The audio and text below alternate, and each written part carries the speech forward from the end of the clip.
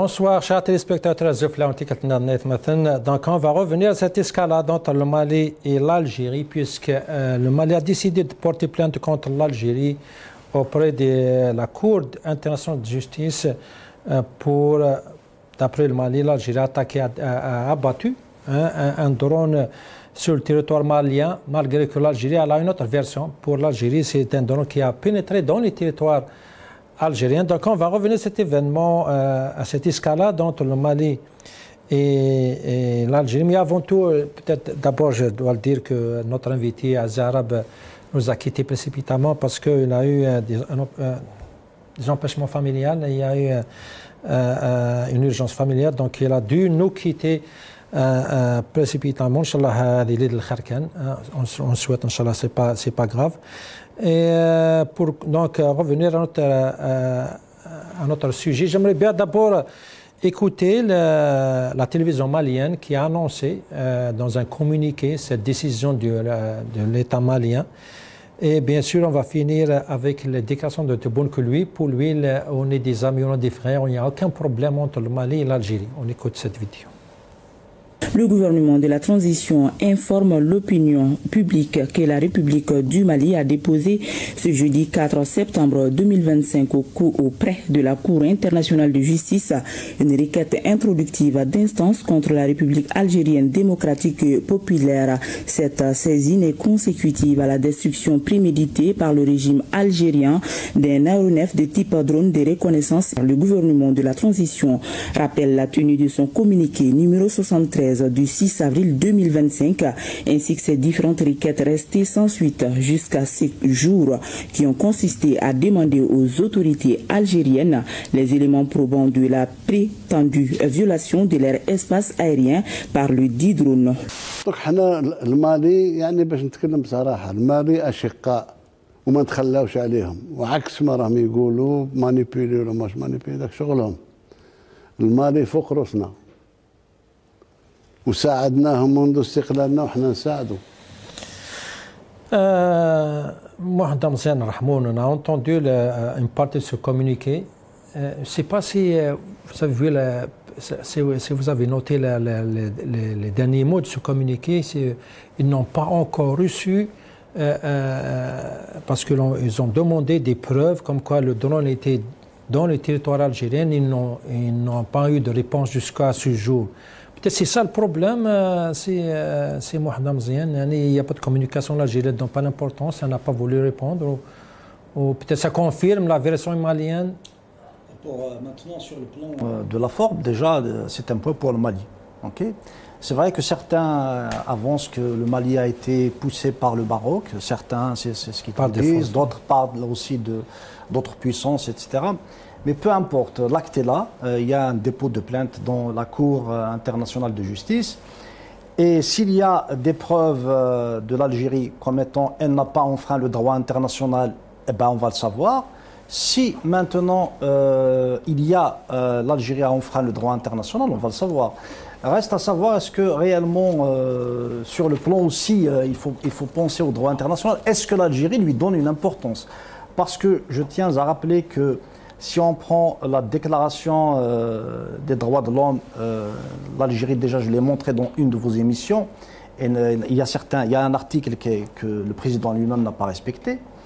Et si on voit maintenant, si cette affaire aussi s'avère à l'encontre de l'Algérie et elle ne va pas respecter la décision de la Cour internationale de justice, chose qui est très grave, et en plus ça ne s'est jamais fait après l'indépendance, jamais l'Algérie n'a connu ce genre de problème, surtout avec un pays effectivement frère. Et il ne faut pas pointer du doigt ni X ni Y. Le Mali est un pays souverain, il vient de prendre une décision. Selon le Mali, parce qu'il n'a pas eu les preuves de la partie algérienne, comme quoi ils ont abattu le drone sur le territoire algérien. Donc c'est le Mali qui n'a pas respecté les frontières ni le droit international. S'il s'avère c'est le contraire, donc effectivement, l'équipe actuelle doit une autre crise par rapport à d'autres crises. Et maintenant, je tiens à rappeler que cette Cour de justice internationale était déjà saisie pendant les années 70 concernant comment il s'appelle, le Sahara occidental. Le Maroc n'a pas respecté aussi cette décision. Oui, cette décision. Donc, la question qu'on doit se poser, est-ce que la Cour de justice internationale est respectée par les pays? C'est la question aussi qu'il faut se poser. Parce que si l'Algérie démontre que même ces résolutions ne lui donnent pas de l'importance, donc cette Cour, et d'autant plus que le climat international, malheureusement, on est en train de se rendre compte que des puissances ne respectent pas le droit international. On le voit dans le cas américain, qui, malgré que Benjamin Netanyahou, il a été condamné, mais n'empêche, ils ont fait pression pour que cette décision ne soit pas respectée, de la même, bien sûr, et Vladimir Poutine.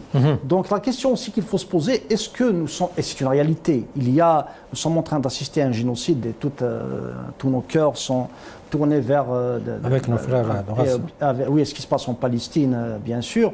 Et personne n'arrive effectivement à faire le poids nécessaire. Et pas que l'Algérie, il faut pratiquement tous les pays musulmans. Et bien sûr, c'est toute l'humanité qui est, si vous voulez, qui est touchée. Parce que c'est un problème humanitaire avant tout. Et tant que les États-Unis d'Amérique ne respectent pas aussi le droit international, et bien sûr, la question reste pendante. Très bien. Monsieur Menouar Djadi, on a entendu le communiqué malien. On a bien compris comme quoi le Mali c'était le dernier ressort. Et ils ont demandé des preuves, ils ont envoyé des communiqués à la partie algérienne pour leur expliquer, pour leur donner des preuves comme quoi ce drone a été effectivement abattu sur le sol algérien, mais ils n'ont rien reçu. Ils n'ont pas reçu de réponse. Vous pensez qu'encore une fois, c'est une négligence, que l'Algérie soit ne donne pas d'importance à ces pays, soit encore on n'a pas de vision, ou peut-être c'est un jugement fautiste, ou on n'a pas de responsables qui peuvent prendre leurs responsabilités, entre parenthèses, M. Menouar Djadi. Moi, je dis que c'est un non-événement, par analogie de raisonnement. C'est comme un criminel qui va déposer plainte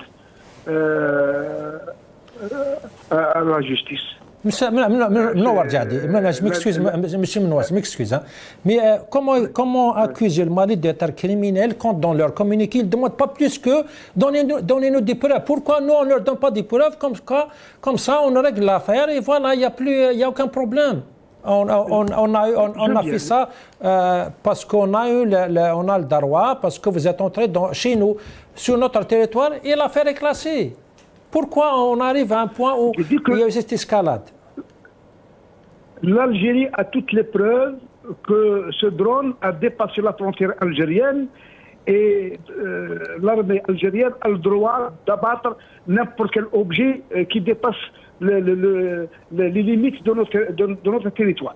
Et de deux, la non-réponse de nos responsables, étant donné qu'ils trouvent ça, que c'est, comment dirais-je, une lettre non, considérée comme nulle et non avenue. Pourquoi? Parce que la junte militaire, ils n'ont pas, tout d'abord, eux, ils sont illégitimes. Ils n'ont pas le droit, ils ont renversé, ils sont en train de massacrer leur peuple, ils sont en train de massacrer les Touaregs dans le nord malien. Et ils ne sont pas légitimes et ils déposent plainte à la Cour. Monsieur Djadi, on vient d'entendre M. Tebboune qui dit comme quoi Mali c'est nos frères, on a de bonnes relations, on les aide, on forme leurs militaires. Il parle du Mali de maintenant et Mali du passé. Pour lui, il n'y a aucun problème. Donc, on ne peut pas dire comme quoi c'est la junte, parce que lui, il ne l'a jamais dit comme quoi c'est une junte militaire et qu'on ne fait pas des affaires avec eux, puisque lui, il insiste. Non, on est des frères. Le peuple malien est nos frères. Il parlait du peuple malien. Il parlait du Mali. Et lorsque le Mali, c'est le peuple. Le Mali, c'est tout le Mali. Puisqu'il ne fait pas de différence entre l'État malien et les Maliens. Puisque lui, il a dit le Mali, il n'a pas dit le peuple malien et on est contre le régime malien.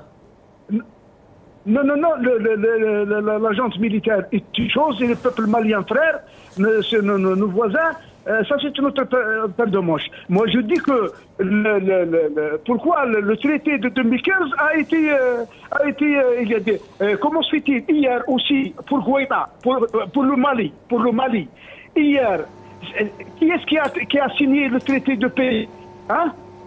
Les Maliens, avec le gouvernement malien, avec les natifs de la région du nord du Mali.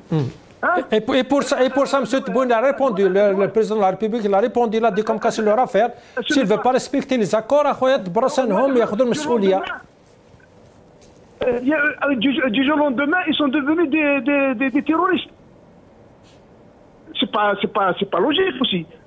Et moi, je suis d'accord à ce que le gouvernement algérien ou l'État algérien ou les responsables algériens ne répondent pas. Parce que tout d'abord, la Haye, Netanyahou, pourquoi n'a pas été arrêté?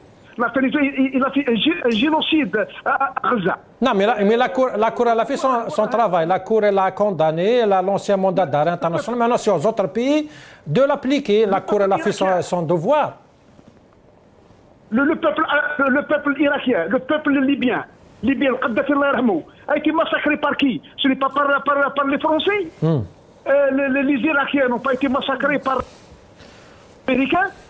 Très clair. C'est très clair. C'est vrai que le droit international est bafoué chaque jour, surtout ces derniers temps. Monsieur Nasser Djoudi, qu'est-ce que vous en pensez? On n'a pas à répondre à ces Maliens. C'est un régime qui est venu après un coup d'État militaire et on ne doit pas le respecter, on ne doit rien leur donner, on ne doit pas répondre à la requête, ou plutôt à plus d'explications, parce que dans le communiqué, il était clair. Le Mali a demandé des preuves, comme quoi ça c'est vrai que notre drone a, par erreur ou exprès, le Mohim, il est entré dans le territoire algérien. Il voulait des preuves. M. Djadi, pour lui, on n'a pas à leur donner et on ne doit pas respecter l'accord international de justice. Qu'est-ce que vous en pensez de ce débat? Oui, quand on parle de régime au Mali, on peut le qualifier, c'est un régime de putschistes. C'est des militaires qui ont fait un coup d'État.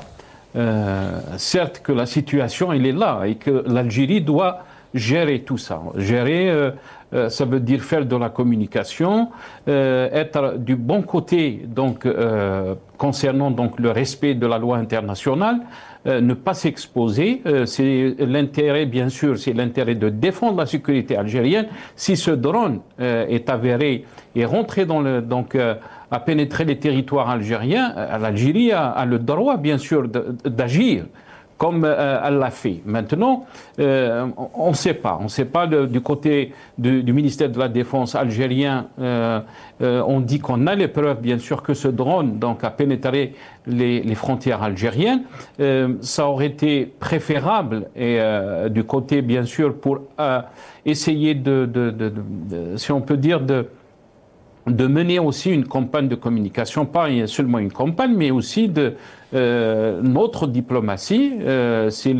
On parle de la diplomatie algérienne, du respect du droit international. Même le droit international, vous l'avez dit, Salim, est bafoué malheureusement.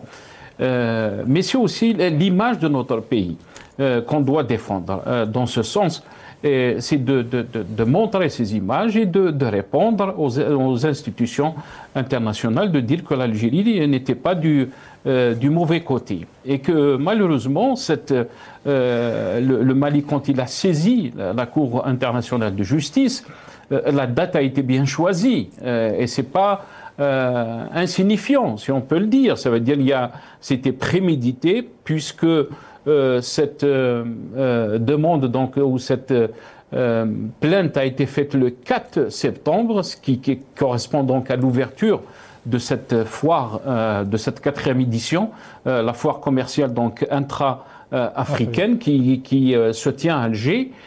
Donc il y a bien sûr qu'on veut essayer donc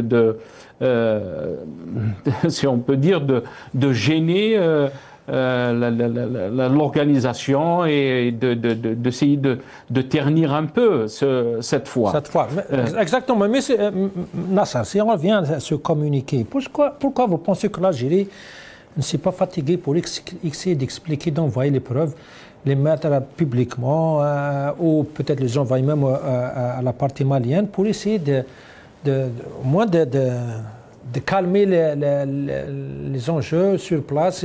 Est-ce que nous, on croit comme quoi on est intouchable, on n'a pas à se justifier, ou pourtant Tebboune a insisté plusieurs fois que le Mali c'est un frère, nous on est le grand frère des pays africains, que toute l'Afrique est contente de notre retour pendant cette Al-Jazair Jadida. Pourquoi ce silence, pourquoi cette ignorance et pourquoi cette décision générale de ne pas répondre à la demande malienne? Je ne sais pas si c'est une question de répondre ou de ne pas répondre à Salim, parce qu'il y a une vraie crise diplomatique entre Alger et Bamako. Et ça complique un peu la situation. Le problème qui se pose, c'est que l'Algérie, on parle d'un grand pays. Et on sait le potentiel et l'économie que représente l'Algérie par rapport au Mali. C'est un pays frère, certes, mais on est face à une situation qu'il faut gérer. Cette situation, c'est qu'on a un gouvernement où ces militaires donc, qui sont à la tête au pouvoir au Mali, qui sont hostiles aux intérêts de l'Algérie. Et là, la question se pose par rapport d'abord à la question diplomatique, après donc la question aussi sécuritaire qui est très importante.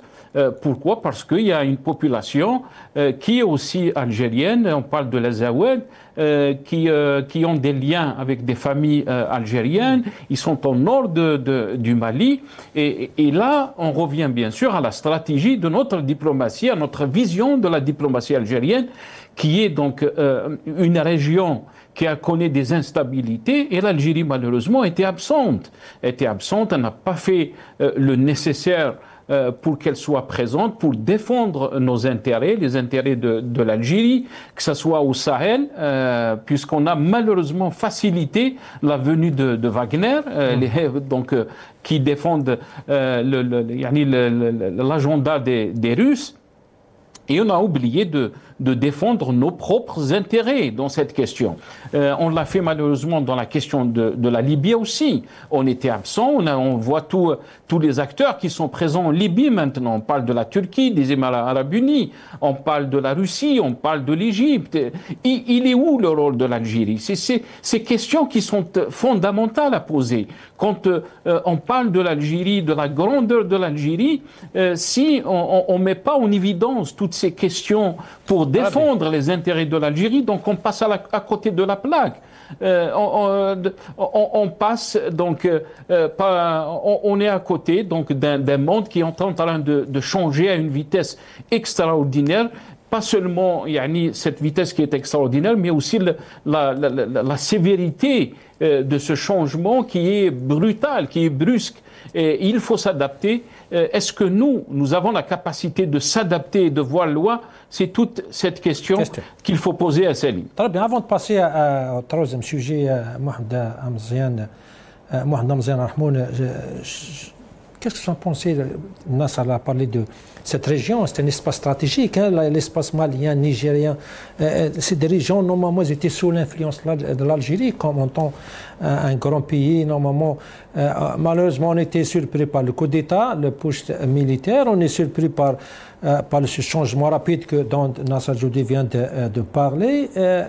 C'est quoi le problème? On n'a pas une diplomatie qui peut prévoir, on n'a pas des informations nécessaires pour essayer de savoir où et comment vont les choses dans l'avenir. On est complètement dépassé.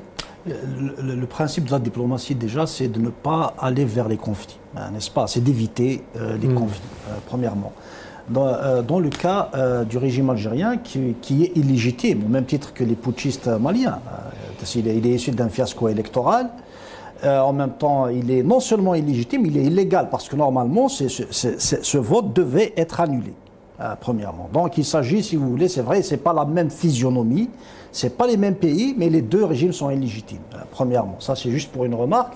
Deuxièmement, il ne s'agit pas que d'une seule crise. Il s'agit de multitudes de crises. Nous avons pas uniquement les pays donc l'AES, les pays de l'AES déjà. La Libye, nous ne maîtrisons pas le champ libyen, donc il y a trop d'erreurs de lecture, c'est une réalité. Et puis, on ne peut pas dire parce que les autres ne respectent pas le droit international qu'on a aussi le droit de ne pas respecter, parce que à chaque fois nous le brandissons quand il s'agit de... À chaque fois l'Algérie aussi le brandit pour certaines causes. Il ne faut pas être contradictoire, il faut être cohérent. Et deuxièmement, n'oublions pas que nous sommes un pays qui s'est libéré du colonialisme.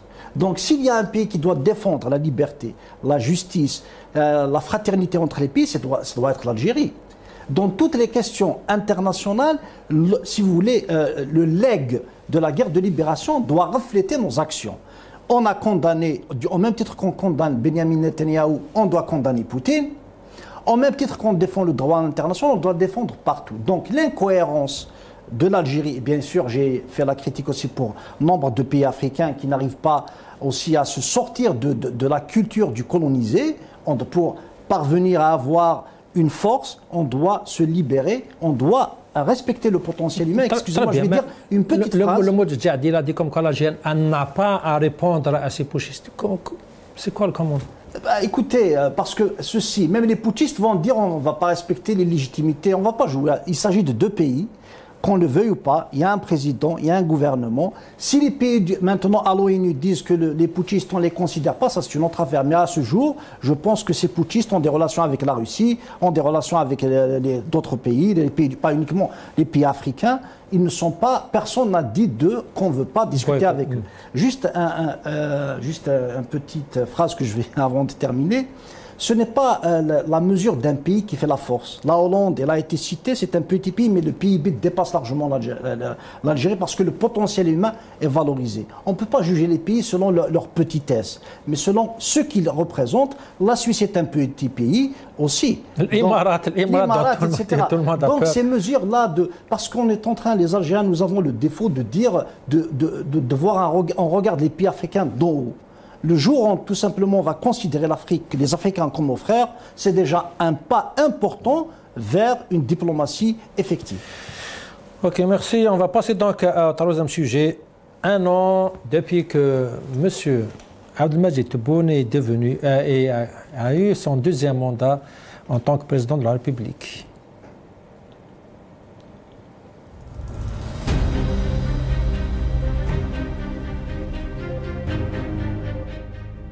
Les médias officiels ont présenté la première année comme un succès éclatant. Les jeunes auraient un rôle central dans la gestion des affaires publiques. Or, le quotidien des Algériens reste marqué par des difficultés matérielles et morales. L'exode des jeunes contredit l'image d'une Algérie prospère. Décisions politiques mal calculées avec de lourdes conséquences sur les citoyens. Tensions accrues avec les partenaires régionaux et internationaux accentuant l'isolement. Vie quotidienne marquée par les pénuries, l'inflation, le désordre dans les marchés et restrictions des libertés fondamentales. Scandales et tragédies, comme celle de Ouad el-Kharrach, résultant d'une gestion politique imprudente. Suspension de l'importation de produits aggravant le malaise social. Ouverture d'une ligne aérienne directe vers N'Djamena, au Tchad, pour renforcer les liens bilatéraux. Or, les faibles échanges commerciaux entre les deux pays rend la ligne potentiellement coûteuse pour la compagnie aérienne nationale. Donc la première année du second mandat se caractérise par un contraste entre communication officielle et réalité vécue.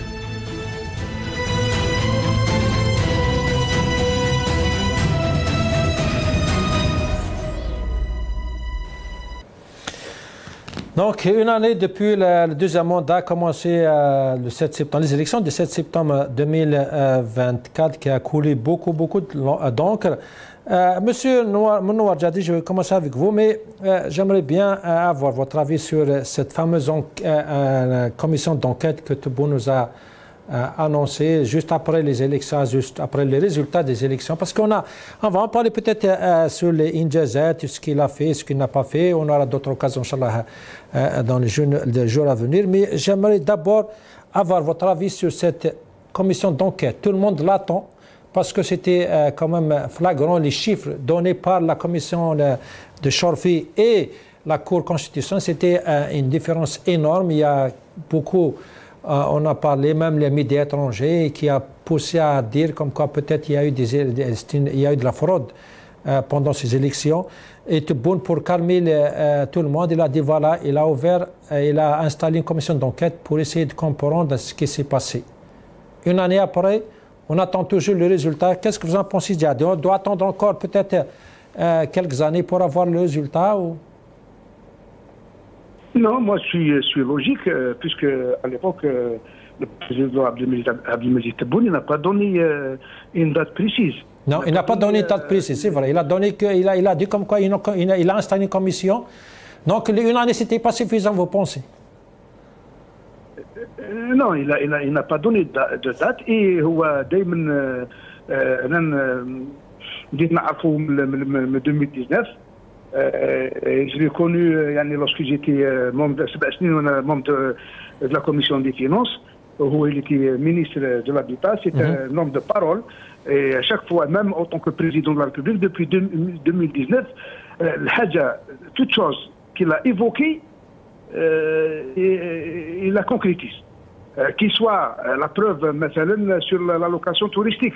قال للناس خلاص premier trimestre راح deuxième trimestre كان كيباه وخلاص ما بديش يعاود يولي سيطرا. Mais au mois de juillet, le 20 juillet, il a donné l'ordre et actuellement tout Algérien qui veut faire sortir de l'Algérie, il aura 750 €. Les 400 milliards de dollars de PIB, Inch'Allah, bihaoulillah, au printemps 2017, on va l'atteindre. Non, mais revenons à cette enquête, revenons à cette commission, M. Djihadi, parce qu'on ne va pas s'étaler sur d'autres sujets, parce que c'est un sujet vaste, mais vous pensez qu'il fallait plus, on doit attendre une année après, on a le temps, il ne nous a pas donné de date précise, donc on doit attendre jusqu'à... Vous pensez qu'on aura un jour le résultat de cette enquête? Oui, moi je suis connaissant notre président, c'est un homme de parole. Soyez tranquille que cette enquête, ou le résultat de l'enquête va être mis à jour. Je ne dis pas la semaine prochaine, je ne dis pas demain. Mais je ne dis pas le mois prochain, mais je suis sûr que le résultat de cette enquête verra le jour, Inch'Allah, bihaoulillah. Après une année, vous pensez que c'est pas quand même une année, c'est un peu trop pour avoir le résultat de cette enquête qui n'a pas, c'est pas une enquête extraordinaire qu'il faut, c'est pas moi, il faut une enquête, il faut accéder aux archives ou peut-être il faut demander aux pays étrangers. Non, c'est interne, c'est en Algérie. Est-ce qu'une année, c'est pas quand même, c'est pas beaucoup pour avoir le résultat de cette enquête? L'ex-président, il a été limogé, même que M. Djoudi me connaît, j'aime pas ce terme, hein, mais effectivement, pour ce bonhomme-là, il a été limogé. Le terme est exact pour cet individu. Et il y a des erreurs qui étaient vraiment catastrophique. Vous pensez qu'il a fait des erreurs et pourquoi ne pas attendre l'enquête? Ou peut-être c'est ça le résultat de l'enquête? Justement, l'enquête est en cours. Mais le résultat de l'enquête est en cours. À mon sens, l'enquête est en cours et le résultat de cette enquête verra le jour, Inch'Allah, à l'avenir. C'est ce que je... Très bien. Nasser Djoudi, un petit commentaire parce qu'on on veut s'étaler un petit peu, hein, si on a un peu de temps, sur le résultat d'Injazet, hein, les réalisations de Tebboune pendant cette année. Mais j'aimerais bien avoir un petit commentaire sur cette enquête, cette fameuse commission d'enquête pour essayer d'éclaircir l'opinion publique sur ce qui s'est passé. Parce que les deux chiffres de la commission de Chorfi et la Cour constitutionnelle, c'est des chiffres énormes. C'est des millions, hein, c'est des millions de votes, de voix, qui a créé ce débat sur cette fraude des élections. Une année après, vous pensez que c'est une enquête complexe et il faut attendre, comme dirait M. Djihadi? Non, moi je dis que malheureusement en Algérie, comme toutes les enquêtes, on ne verra pas cette enquête ne verra pas le jour, ou le résultat de cette enquête ne verra pas le jour, malheureusement. Mais quand on revient à la réalité, puisque la question, bien sûr, c'est de faire un peu le bilan de cette première année, du deuxième, mandat de Abdelmajid Tebboune, du chef de l'État. Les élections présidentielles de 2024 ont été marquées par l'abstention du peuple algérien qui a essayé de qui a donné un message très clair par rapport à la situation que vit notre pays, mais aussi par rapport à l'évolution de la situation depuis 2019, et que on n'a pas cessé donc d'essayer de marteler les Algériens, que nous vivons donc dans une nouvelle Algérie depuis 2019, et les mécanismes de fonctionnement et de gestion sont différents des mécanismes de gestion de l'ère Bouteflika, alors que les Algériens ont compris malheureusement que c'est les mêmes mécanismes, c'est les mêmes politiques, et c'est la continuité du système de Bouteflika, du même système. C'est pour ça que on a vu donc cette abstention record en 2024, donc le 7-9-2024, ces élections présidentielles. C'est comme le peuple algérien voulait faire passer un message qu'on n'est pas content donc de cette gestion du pays. Mais aussi, on est en train de voir une année, on est en train de constater, les gens qui suivent l'actualité de notre pays comprennent très bien que malheureusement, on n'est pas heureux de dire ces choses-là. Rien ne va, en termes ni politiques, ni en termes des libertés. On a vu des journalistes emprisonnés, on a vu des militants politiques emprisonnés, on a vu des médias fermés comme Radio M, Maghreb Émergent, Hassan Qadi qui a été jeté en prison, et d'autres journalistes aussi. Donc cette évolution de la situation en Algérie inquiète au plus haut niveau. Elle n'inquiète pas seulement les Algériens, mais aussi les partenaires de notre pays. On aurait aimé que les autorités algériennes ont compris les messages du peuple, parce qu'on ne peut pas prétendre dire qu'il y a un complot contre notre pays, que toute cette politique soit justifiée, si on peut dire ainsi. Je ne sais pas si vous m'entendez, Selim. On vous entend très bien, Nasser. Ah, très bien, parce qu'il y a eu un petit... donc, on ne peut pas justifier donc, tout ce qui se passe en Algérie, cette approche sécuritaire à Selim, qui est sans précédent. On n'a jamais vécu ça. Même du temps de Bouteflika, il y a eu une certaine liberté de critique. On a laissé les gens, on n'a pas jeté les gens en prison parce qu'ils critiquaient le bilan du chef de l'État. Et malheureusement, on ne peut pas gérer un pays de cette façon. On ne peut pas gérer un pays sans qu'il y ait de critiques, sans qu'il y ait une vraie opposition, sans qu'il y ait un syndicalisme qui est là, qui défend les ouvriers. On ne peut pas défendre notre pays, prétendre défendre notre pays contre les complots si à l'intérieur on est en train donc de mener entre guillemets la vie difficile pour son peuple. Très bien. C'est ça. Comme on a dit, Monsieur Mohamed Damzen Rahmoun, si on vient ce bilan, parce que, comme l'avait mentionné Nasser Djoudi, il y avait une abstention record. Il y avait ces chiffres, ces contradictions dans les chiffres qui a créé un grand débat parmi les Algériens. Même il y a des accusations très graves de fraude. On attend toujours le résultat de cette enquête. Nasser avait parlé des syndicats, des partis politiques. On a arrêté toute activité, soit syndicale, soit politique, soit culturelle, même culturelle. Mais j'aimerais bien avoir votre avis sur... Parce que le mot phare de Tebboune, c'était la jeunesse. Même, on va écouter un petit peu Tebboune par rapport à la jeunesse pendant cette foire. Mais une image, une photo vaut des milliers de discours. On écoute cette vidéo. إذا لازم نفهم سياسيا واقتصاديا أن ما نقوم به اليوم هو لشباب إفريقيا. إذا مستقبل نرى في شبابنا إن شاء الله. كل هذا الشيء من أجل الشباب مثل ما قلتها في الكلمة الإفريقية، ولازم الشباب الكل يقوموا بإفريقيا. شكرا لكم على الحضور هذا وتحية الجزائر.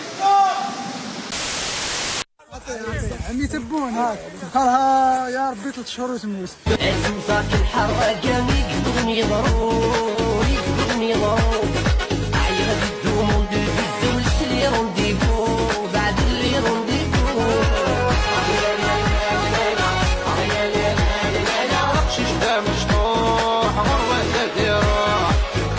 إذا لازم نفهم سياسي.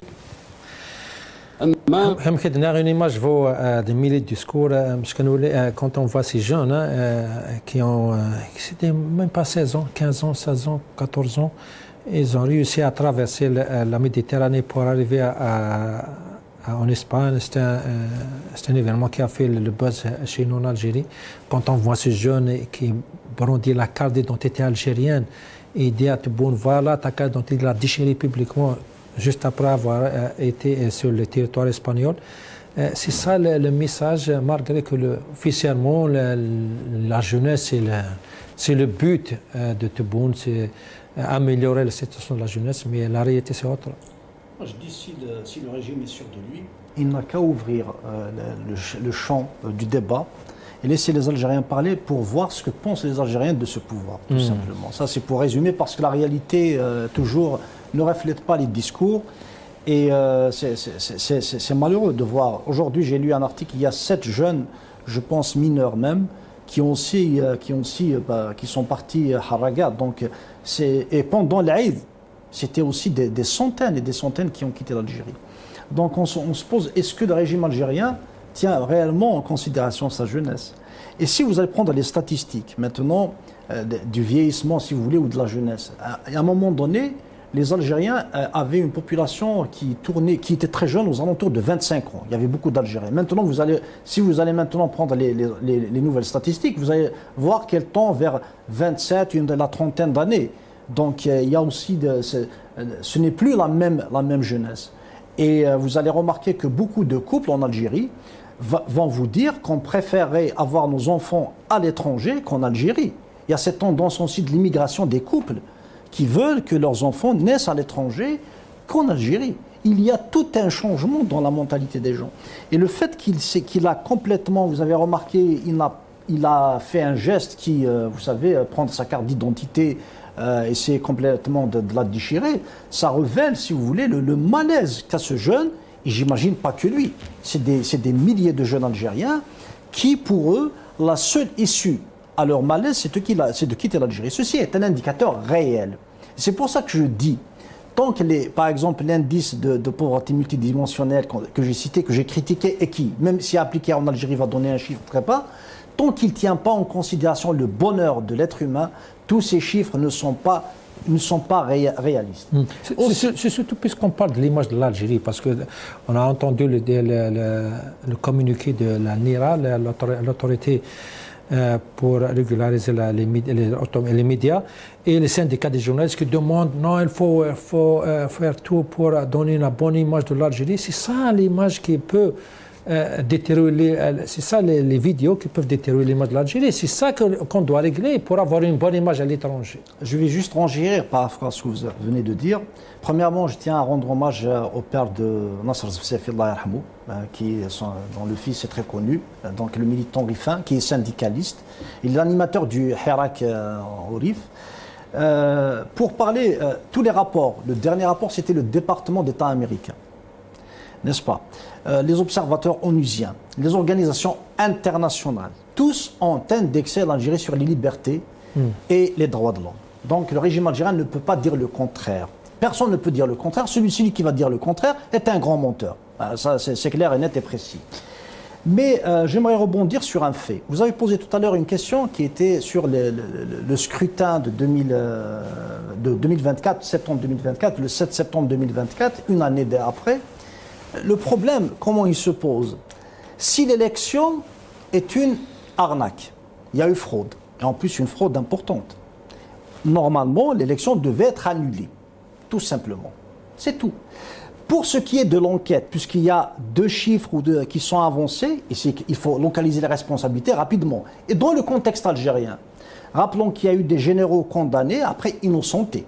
Donc la question qu'on se pose, est-ce que ne pas faire un costume pour une personne, pour le sacrifier, est facile? C'est ça le problème. Ce n'est pas un pays de droit.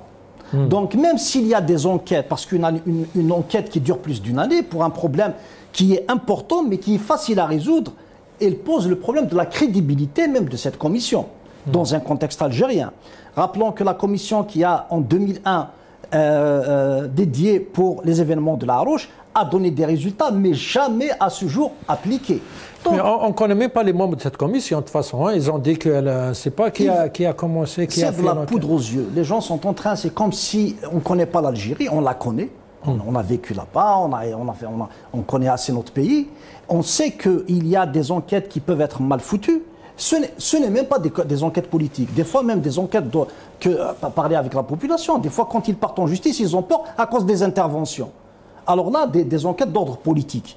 Et les enquêtes d'ordre politique, nous avons vu des généraux accusés, innocentés. Nous avons vu des tenants de pouvoir se retrouver en prison. Donc, il est facile de concocter un dossier.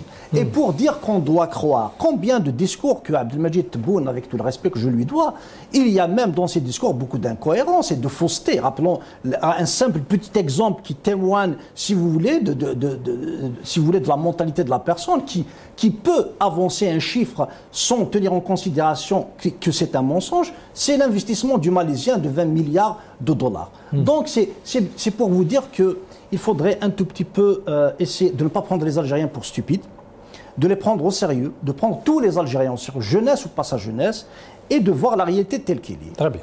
Très bien. Mais Manoir Djadi, puisqu'on parle des chiffres, avant de parler de cette situation quand même inquiétante, de ce phénomène de Haraga, on va écouter M. Tebboune avec ces chiffres, puisque maintenant Ben Grina il sème le doute dans tous ces chiffres. Donc, on ne sait vraiment pas de quels chiffres on doit prendre en considération. On écoute Tebboune. نهاية 2027 يكونوا وصلوا الاستثمار يفوق 30 مليار دولار. الجزائر وصلت سنة 2000 نهاية 2022 إلى إنتاج خضر وفواكه يساوي 34 مليار فاصل 5 دولار. المنظومة الصحية نتاعنا أحسن منظومة في المغرب العربي وفي إفريقيا. عندنا أكبر شبكة نتاع طرق نتاع قطار في افريقيا. من ناحيه التضخم رانا احسن من اوروبا. وسنصل مع نهايه سنه 2024 الى انتاج مليار و300 مليون متر مكعب يوميا. نوصل الى مليار و400 مليون متر مكعب. وعندنا مؤشرات حتى بالنسبه للمؤشرات الاقتصاديه نحاول نوصل الى نفس المؤشرات مثل اوروبا. وصلنا على 7 ملايير تاعنا، وصلنا ورانا على وشك تاع 13 مليار دولار تصدير خارج المحروق. الاسمنت كنا نستوردوا، اليوم رانا ننتج ما يفوق 30 مليون طن. اللي عائله واحده عندها 500 ألف مليار. 55 ألف منصب ستخلق من على سنة ونصف. وزارة العدل التقييم اللي دارته مع الأخصائيين تاع وزارة المالية فيه ما يقال ما يفوق 22 مليار دولار، يعني اللي استرجعتها الدولة. عندنا حاليا في الشباك الواحد 1300 مستثمر ينتظرون الرخصة باش ينطلقوا مباشرة. الجزائر تصدر خارج المحروقات 7 ملايير دولار خارج المحروقات. اليوم فيه نمو داخلي يساوي بالتقريب 4,3 نهاية. Monsieur Manoir Djadi, vous m'excusez, j'ai que 3 minutes, donc je vais essayer de pas 1 minute chaque invité. Je vais commencer avec vous, Monsieur Manoir Djadi. On peut donner les chiffres qu'on veut. On peut essayer de blanchir l'image de l'Algérie comme on veut. On peut dire ce qu'on veut dans les médias, dans le journal télévisé, mais la réalité nous rattrape toujours. Quand on voit ces jeunes, c'est comme s'ils sont échappés d'une prison, le jeune qui vient de déchirer sa carte d'identité, c'est ça l'image de l'Algérie que tout le monde va voir, mais c'est pas, ils ne vont pas voir le journal télévisé de 8 heures. Ramadan, نقول لك أنا باللي les chiffres qui ont été avancés, ça c'est des objectifs. Un objectif, il doit être... Très bien, Inch'Allah, parce que comme j'ai dit, je n'ai pas le temps. Inch'Allah, les chiffres avancés, les chiffres de futur, mais est-ce que vous pensez que voir les jeunes qui traversent et qui prennent le risque pour quitter l'Algérie, ils sont convaincus par ces chiffres? Est-ce que c'est ça l'image que malheureusement à l'Algérie dans la scène internationale quand on voit ces jeunes?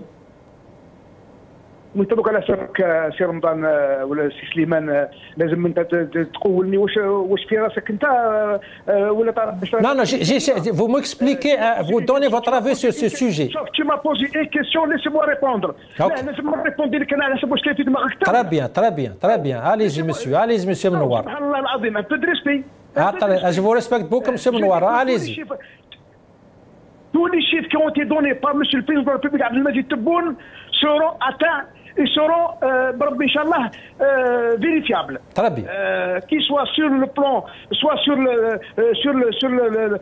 le PIB, soit sur le taux, la croissance économique, soit sur le taux de chômage. Maintenant, puisque je reviens, j'ai dit à maintes reprises, et le temps m'a donné raison, est-ce que le Harraga يحرق ب 1,500,000 دينار. Est-ce que Harrag يخرج ب 1,000,000 de dinars? C'est une mafia qui est en train de motiver nos jeunes. Il leur promet des postes de travail que l'Europe a vieilli. Très bien, c'est très clair.